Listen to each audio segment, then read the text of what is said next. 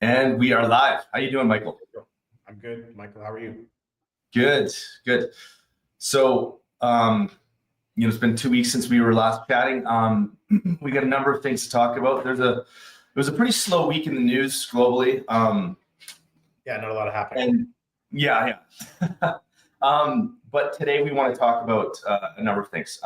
One, just briefly acknowledge that there was a youth election. I don't think we should get into it too much. Number two, the current market in Calgary, the current real estate market. Mhm. Number three, there was a new report on the rental rates in Calgary that we'll touch on. And then lastly, we'll talk about, about last month, there was a title transfer tax, basically, there's a fee that increased significantly in Alberta. So we'll touch on that. But first of all, kind of the elephant in the room is the fact that there was a U.S. election that is kind of created a bit of an earthquake this week, obviously, and this year. So any comments, any thoughts? Obviously we don't want to go into it too deeply. No, I think my comment is it'll be interesting to see what happens for us here in Canada, and Calgary specifically, especially if there's an oil and gas focus from the once and future president. Yeah. I don't know, there's talk about tariffs, there's talk about drill baby drill. So there's a few different ways that could go, I think.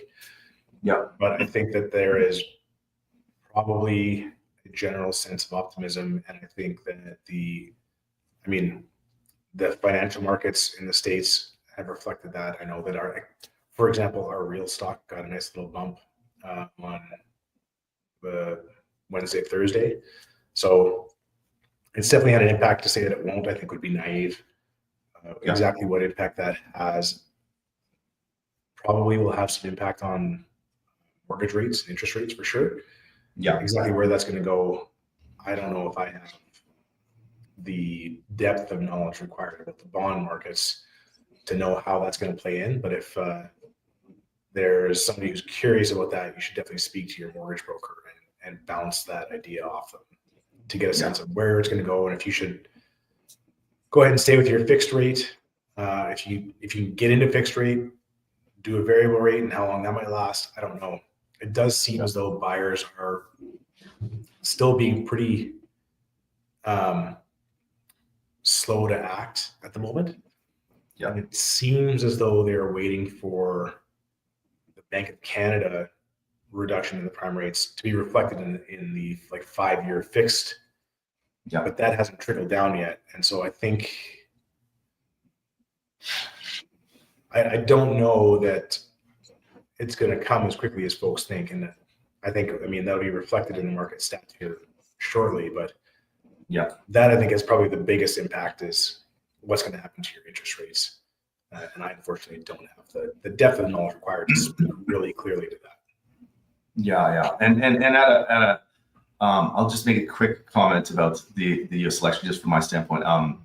I think I'm not quite sure how it's going to shake out, just from a purely economic standpoint, and from a social commentary standpoint. I personally, as anyone who knows me, didn't appreciate the outcome of this election, but we do have to respect the democratic process, and we move on. So if anyone needs to discuss things with me, we can do this offline. And so we'll get back to real estate.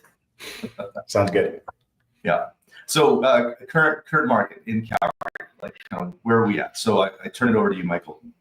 Sure. Yeah. The current market, the daily housing stats do certainly reflect what I think I've been feeling personally in the market, just anecdotally, which is that while sales are up, this is the detached market, and the overall market, sales are down just a touch from October of last year. So from 2,169 sales to 2,172.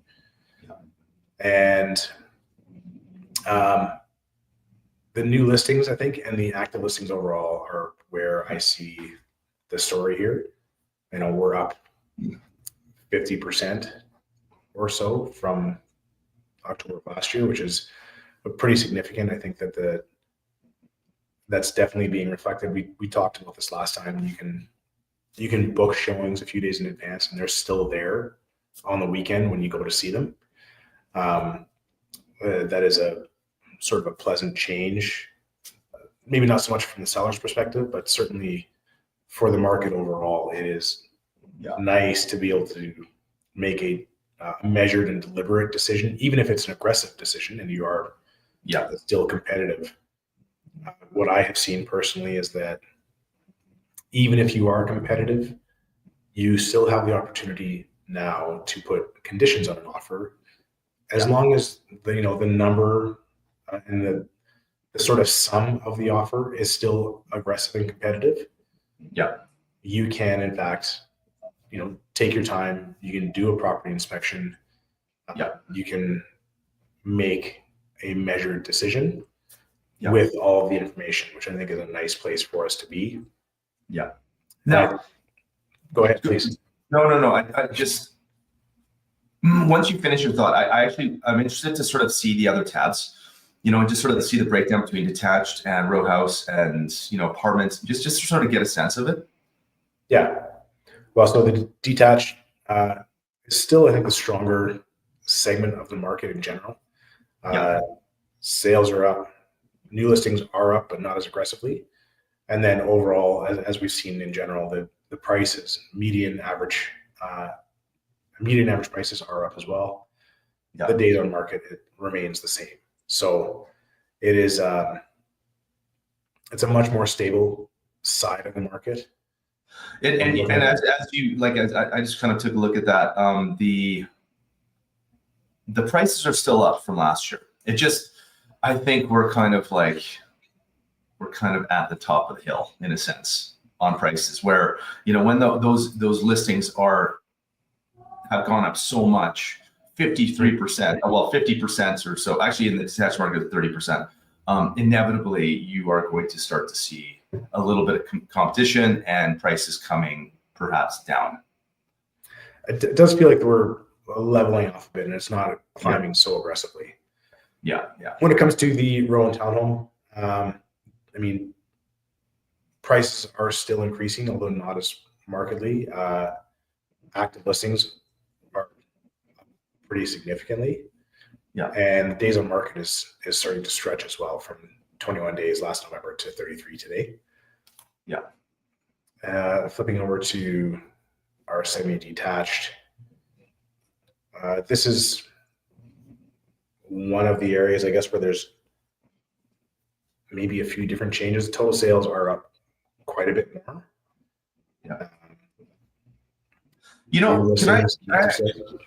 Mike, can I get you to go back to the row and townhouse tab? I'm sorry. There was something that just kind of jumped out at me, and you touched on it, but 91% more active listings. That is crazy. That's such a huge increase. Now, I would say, what is driving that? I would say that is the city of Calgary's policy, and also the builders kind of gravitating towards RCG lots, turning old corner lots into one single detached dwelling into fourplexes, row houses, right? I would agree. I think that's where the inventory is coming from, for sure. And I think, similarly, when you're looking at the semi-detached, the smaller increase in the active listings and the sales being way up, I think this is a lot of the original bungalows that got knocked down over the last couple of years that are now coming to the market and available for sale. The days on market being at negative 20% from last year. I think that is maybe because this was one of the more available property types for Calgarians. And still a nice property type. It's certainly, to walk into a brand new semi-detached home that's just been built with 2 or 3 stories and has a lot of square footage that's all brand new and shiny. I think it has been a good option for a lot of Calgarians in the absence of a robust detached market where they were able to go in and find their, their little piece of paradise. Yeah. And apartment. I'm interested about apartments here. Yeah, me too. So this is sales are down, new listings are down, active listings are up pretty considerably. Yeah. And up days on market. So the prices have increased, although I would say that this is definitely leveling off as well. I think overall for me, what I see is that for the first time in maybe a while, I feel as though we are having a seasonal slowdown. Last year it maybe happened a little bit, but it wasn't so pronounced.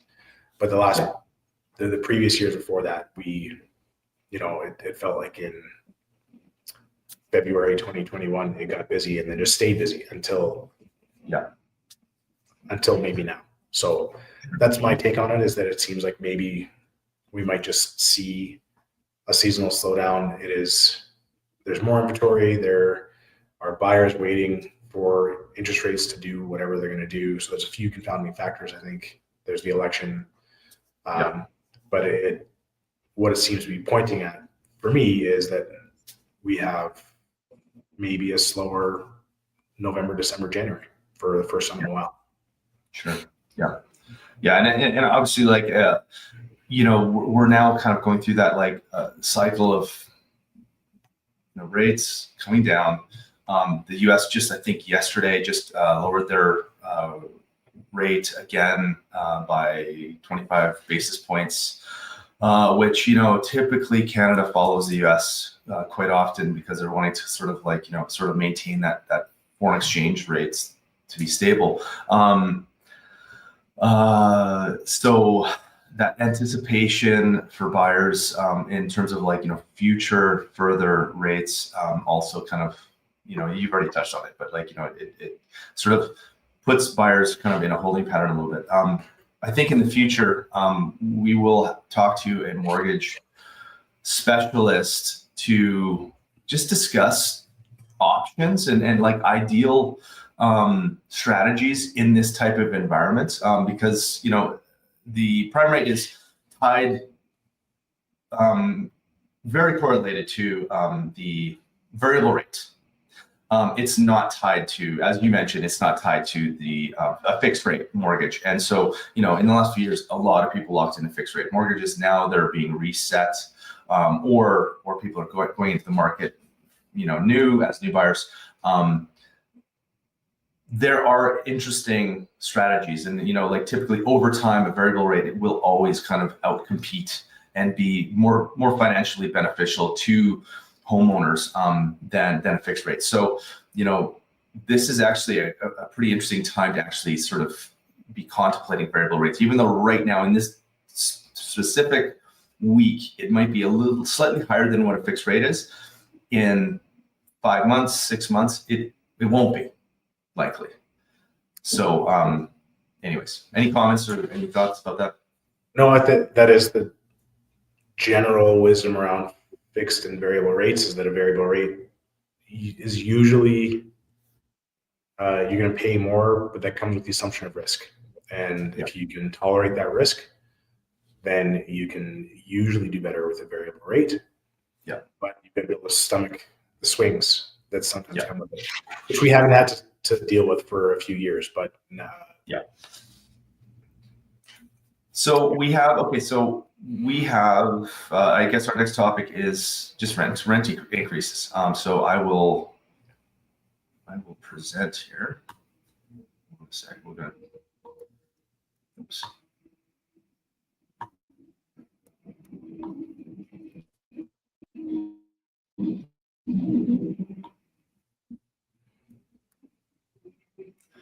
All right, sorry. There we go. Okay, there we go. So can you see my screen? Yep. Michael? Yeah. Oh, here we go. Okay. So what we are looking at here is this is a report from rentals.ca and Urban Nation. And so, for the first time since 2021, across Canada, rents have gone down just slightly, just by 1%. And I think generally that's good news. I mean, the rise in rental and housing costs have really driven inflation quite a bit across the country and across North America for that matter. And so you'll see, just very, very quickly, Vancouver leads the way with, for a 1-bedroom place, it's $2,600. For a 2-bedroom place, it is $3,400. They have, on a 2-bedroom, pardon me, Michael? I just said, holy smokes. Yeah. Oh, I know, it's high. Year over year, they have seen a price decrease, and we'll just take a look at Toronto, just for a point of reference. It's a little bit lower than Vancouver at $2,300 or $2,400 for a 1-bedroom place, and nearly $3,100 for a 2-bedroom place. But again, it's down 10%. Now we go all the way down, so we can find Calgary. Calgary is at number 28 for major markets, which is great. We're still very affordable, and a 1-bedroom place is $1,658 with a little bit of a decrease there from last year, and a 2-bedroom place is $2,000 with which means it was a 7% decrease from last year. So why are we talking about this? Because it is very, very important. We work with lots of investors.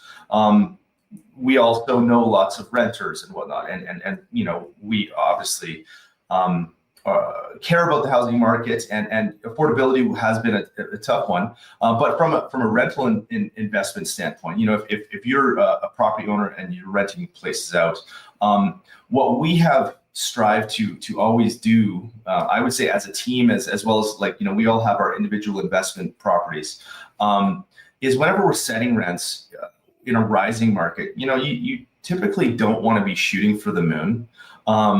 You don't want to be absolutely just going to the absolute highest price and seeing and testing the market. You want to kind of obviously assess the market, but then probably bring it down by a little bit in terms of your asking price. And why would you do that? You're leaving money on the table a little bit, but when you do that, you attract better renters, which lowers your risk. You create more stability, and so you with that better renters, the better renters, they will typically stay there longer. They will take care of your place much better, and you don't have to have this constant changeover. And Michael, touch on further aspects of it, because you've got to kind of figure in vacancy rates, when you are actually setting prices on your rental markets. So please, I'll turn it over to you. Certainly. So, I mean, when we're looking at a brain pod for a commercial property, you're definitely striking the balance between optimizing the rents and having the lowest vacancy you can tolerate. So, vacancy rates lately have been pretty low. 2% might have been a reasonable vacancy rate to factor in when you're looking at a pro forma. But I think that we always try to err on the side of caution and build in a bit of a buffer if we can. So, maybe vacancy is 5%, and instead of it being, say, $2,000 for a 2-bedroom, maybe you're $1,900, which those two things combined give you some breathing room if, in fact, you do end up with a longer-term vacancy than you had expected. Yeah. You knew, or you had planned ahead for that, and you made the decision for that investment based on with a more strict criteria. And so when things do go a little bit south, you can tolerate that because you've already set the bar relatively high. Yeah, and really, in kind of real percentage terms, 1 month of vacancy, so if you've set your asking price for rent a little bit too high, you've stretched it too high, for every 1 vacant month is an 8% decrease in your revenue for that year. So having a place vacant for every single month, that's another 8%. I mean, it's just it doesn't make sense, and you're holding out for quite often the people who are then answering the ad when you price it so high are sometimes are often people who have been rejected elsewhere for character reference reasons, credit reference reasons, or credit rating reasons. Like some of these other things that then create risk for you. So although you finally land a high paying tenant, you can create unknown, unforeseen kind of problems, and costs that can then stack up into the thousands or tens of thousands of dollars if they are not taking care of your property and things like this. So obviously our counsel is to, achieve like as high of a rate as you can, a lease rate, but just sort of like balancing all those other factors that you mentioned. So yeah, definitely. Okay, so there we go. Okay, so the last topic is just touching on, I believe last month, I think at the beginning of October, there was a title fee increase. And so, whenever there's a transaction, a transfer of title in the province of Alberta, there is a fee associated with that transaction, for that title transfer. And one of the bright spots in Alberta is the fact that we don't have a land transfer tax, which BC has a pretty heavy. We did it. I guess we could call this a land transfer tax, really. I think it's the sort of soft deployment of a type of land. This is certainly a type of land transfer tax. They've, where we used to sort of ballpark for an average home. If you go to your buyer's lawyer, what it's going to cost you is $1,200 to $1,500. I think that the lawyer's fee hasn't changed much, but the land transfer, the title fee of that, a portion of that, has certainly gone up significantly. I think you had some numbers in terms of just how much it's increased. Yeah, so it definitely is a significant increase. So just as an example, so on a $450,000 home that was that's being purchased, and with a $400,000 mortgage, before this this title transfer fee increase, before in the before times, it was $400 fee. Now that they've changed the fees, they've tweaked the structure a bit on how they calculate it, but for all intents and purposes, the end result now is instead of $400 fee, you now have a $955 fee. So it's more than doubling, and that's a significant cost. That's a significant increase. To add another, nearly like $550 to a $450,000 home, that's a starter home now.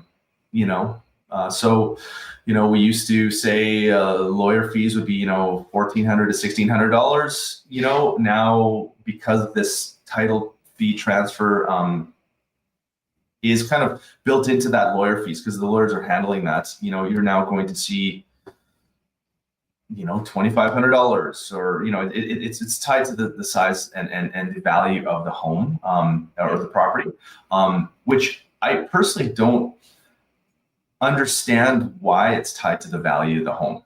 I see a fee. When I see the word fee, I think of it's an administrative cost, and so I'm not sure why the cost would be different for a higher value home, but I guess it's because it's tax.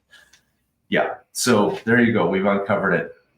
And I think that the reason that it's important for buyers is that this isn't a cost. It's an acquisition cost. It's a part of the process, but it's not something you can mortgage. So this is money out of your pocket that you have to be ready for and able to spend to do the deal. Yeah. So it's money coming out of your jeans, just something to be mindful of. Yeah. Okay, Michael, thank you so much for the chats today. For any viewers out there, if you guys have any questions or anything like that, don't hesitate to reach out to us. we don't have all the answers, but we have a decent amount of insight, and we're happy to help. And we're happy to find answers if we don't have them. Just want to touch on, like our other team members. Dan, I think Sam was just traveling right now. I think he's in Vancouver. And Dan is at the Boston NAR, which is the National Association of Realtors conference, which is a humongous conference. So any kind of thoughts on kind of what he's up to? Well, he's down there with the Calgary Real Estate Board. So he's there gathering information about what's happening in real estate across North America. Obviously, the NAR just went through a pretty significant change on how they do their buyer representation. And they're shifting to a model that now more closely aligns with what we actually already do in Alberta, where we have a representation agreement signed with our buyer before we ever go and look at anyone or look at any homes. That wasn't the case before for all of North America, and they are dealing with the repercussions of that. It may still change the way we do things here a little bit, but I don't think it's going to have a significant or material change because we already have those agreements in place, and we've been doing this way for the last. I don't even recall. I think 25 years at least. Well, no, not 25 years, but I think they started doing it the last time I was in real estate, which was in 2010. They started doing the buyer agreements. So I could be wrong. Maybe they just started doing it. No, I think that's right. In any case, it's been a while, and Alberta realtors have had the opportunity to get comfortable with it and how to present it and how to talk to clients about the buyer representation scenario. Yeah. And it's no longer an uncomfortable conversation for us. So we're just used to doing it. There was a time though when people were upset about having to have that conversation, and it's just something that we got over. So, but he's down there in Boston. He's trying to learn and come back to us with what is happening down in the States. Yeah. Good. Okay. Well, Michael, thank you so much for taking the time. Thank you. Take care. Yeah. And take care, everyone. We are signing off. See ya. Bye, everyone.